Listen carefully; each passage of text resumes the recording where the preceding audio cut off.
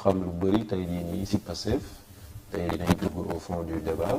tey dañuy ñëwaat si monsieur Samb question bi pour yéen ñaar la tey bu ñu gisee dëkk bi comme ni ñu ko waxee ngeen ñëw bi ngeen ñëwee adhéré ci coalition Diomaye président sànq dafa ne ñu jël réew mi 2024 boobu je peux dire que vous n'étiez pas donc dans la coalition après coalition bi dem tey ba dëkk bi ñu ngi naan dafa am crise ñii naan am na rupture ñii naan am na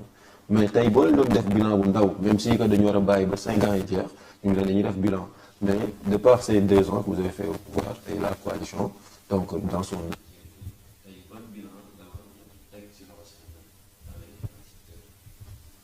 oui merci encore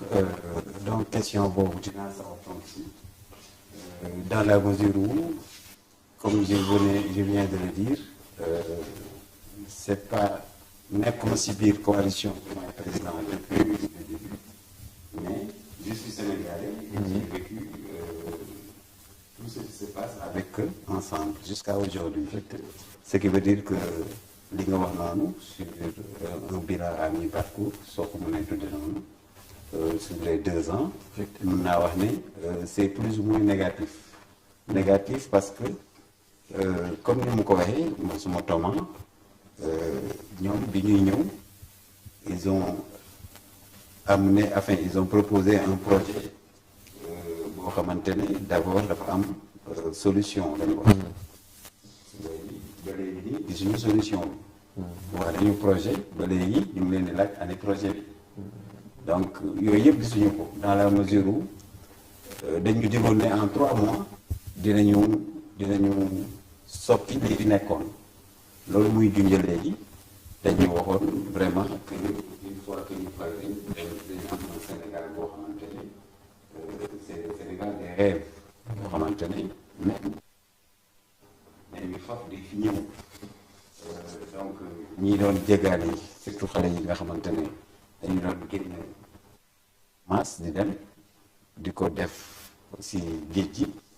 ñu ne leen bu leen dem ñaan leen ne leen bu ngeen ñu joxee réew mi incha allah 3 mois bu ko def jën ñi nga xamante ne sax si géej gi la nekkoon gars yi jaay bradé woon géej gi di ngeen gis ne ku nekk incha allah di nga am son jën ni woon amuñu suñu te loolu si domaine yëpp la donc aujourd'hui ñëpp ngi souffrir sur le plan économique ñëpp ñu ngi gis ne rien ne va dafa dafa au Sénégal mais loolu boo gisee mu am c'est parce que il y a un problème au sommet de l'État. Le problème c'est que il y a le premier ministre et le président bokkatuñu gis-gis si wàllu doxalinu réew mi moom la si laa jëm li ko waral rek mooy problème d'ambition loolu moo tax boo gisee ñu dem ba ci biir waa kër affaire Diomaye ne man damay dëggal coalition Soppi Sonko ne man apte laa gis donc loolu moo ko indi sax si biir problème d'ambition te loolu yëpp li ko waral mooy 2029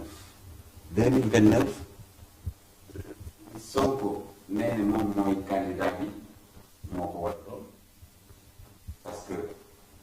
comme bi ñu gisee moom ñu déggee ko fi ñu toll président Diomaye Faye ne moom ni ma ko gisee ne moom 2029 mën na bokk ko mënul bokk mais wax ji jotewul donc nañu xaar ba mu jot ba ñu war si mën a wax donc ñoom ñaar bu fekkente ne xamante ne comme ils se l'ont dit mais c'est des amis depuis donc ku si àddu rek morom mi day xam la leen di day xam ne kii am na leneen loo xamante ne moom bëgg a taxal donc loolu mooy indi li nga xamante ne moom la ñuy dund ba tey nii si bopp réew mi effectivement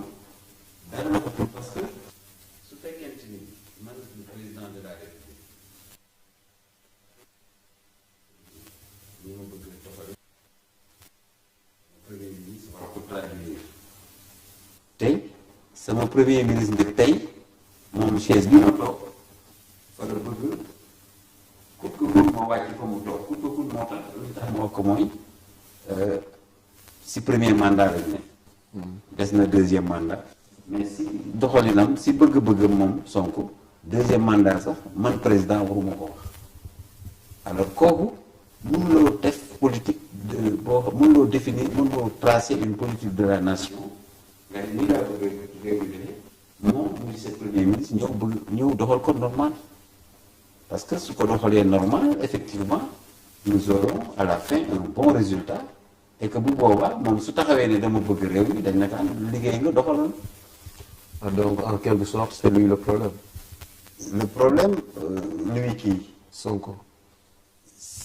si suma analyse man personnellement le problème effectivement c'est le premier ministre aujourd'hui le problème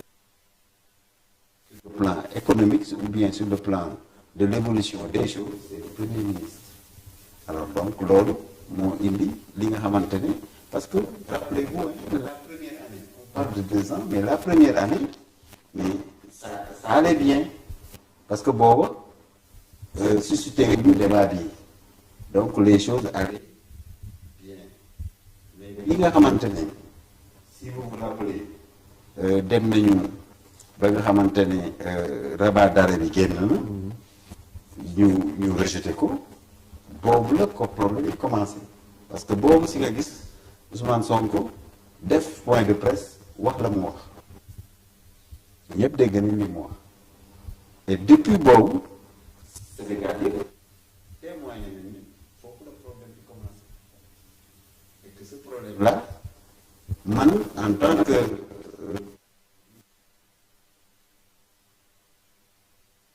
ñoom la si seen biir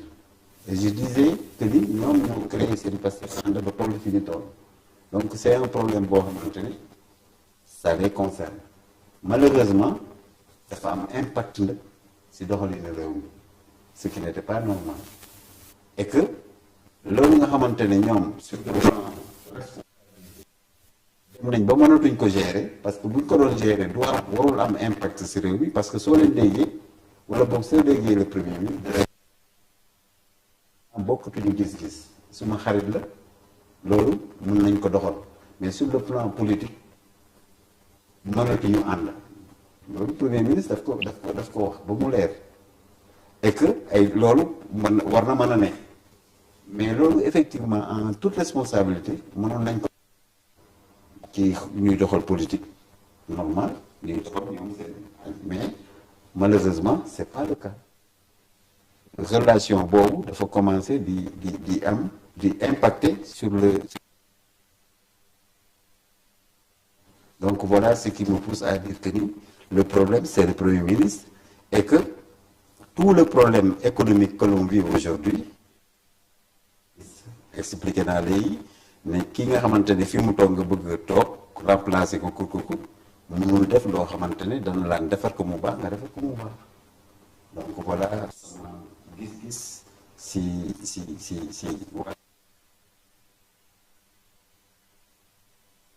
des transporteurs avec la grève des enseignants ak yeneen xam nga boo seetloo dem nañu ba transporteurs yi il a fallu que président jël affaire bi en main pour régler ko parce que ni ma ko mën a waxee gis na ne ça a commencé à perdurer avec le premier ministre. Si, effectivement. te gis nga bi mu ko jëlee daf ko régler. Si. Tout récemment avec le problème de FMI gis nga bi mu demee Nairobi fexe na ba. Effectivement. lijjanti ay points ay